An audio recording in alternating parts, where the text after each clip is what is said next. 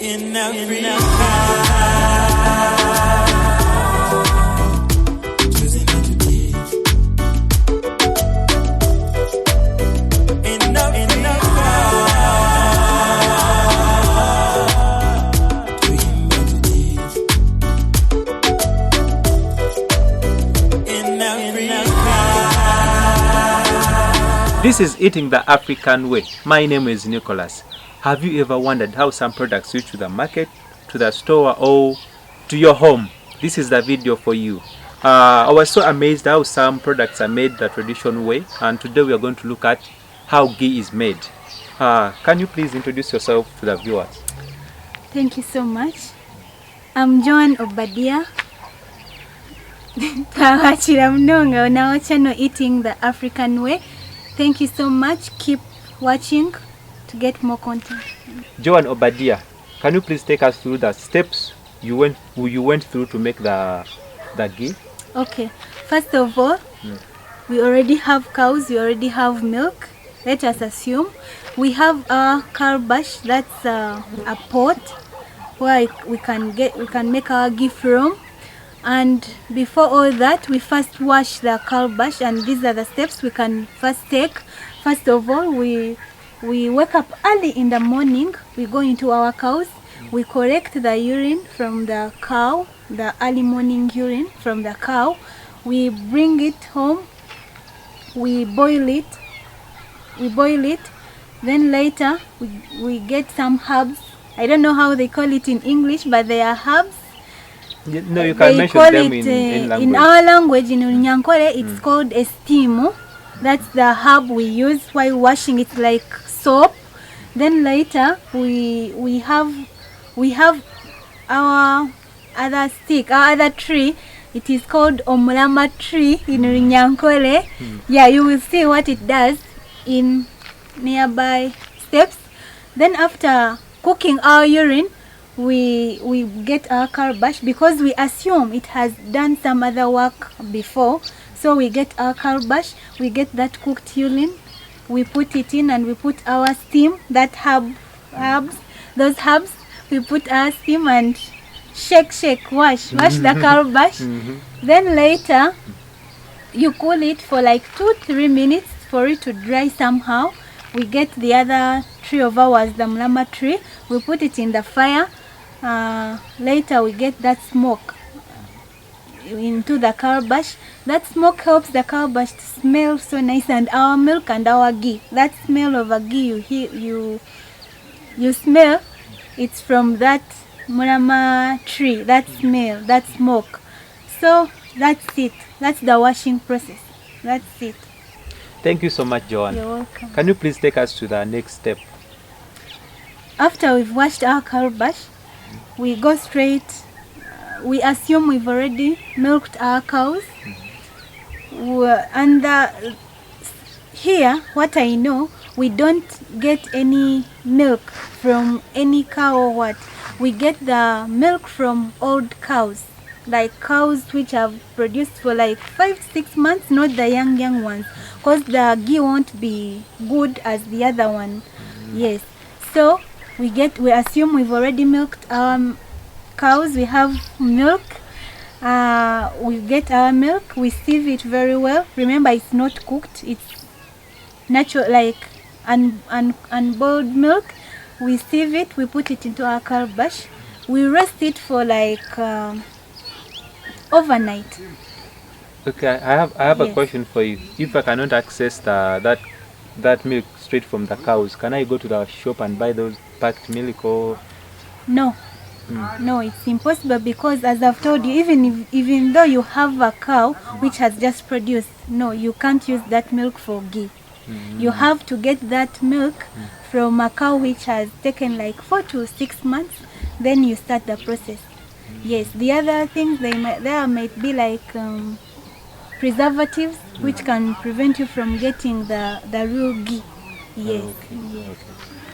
So we keep our milk for overnight. Then in the morning, to take you back, if you've already done your ghee processing before, in that it's called the machunda or bongo. The previous, you can remove a little of that from the previous ghee making. Then when you put the your milk in the calabash, you just put a little. We call it enkamyo. It hurries the process. But if you don't have enkamyo, it's okay, well and good. But the other one hurries the process. Then in the morning, you check your milk. When it's somehow conk, when it's somehow stick like conk, you know it's now ready. Then you start the process of ghee making. So how do we call that process? In our language, we call it okuchunda. Okuchunda. Yes, okuchunda. Yes, shaking, it's okuchunda in our language.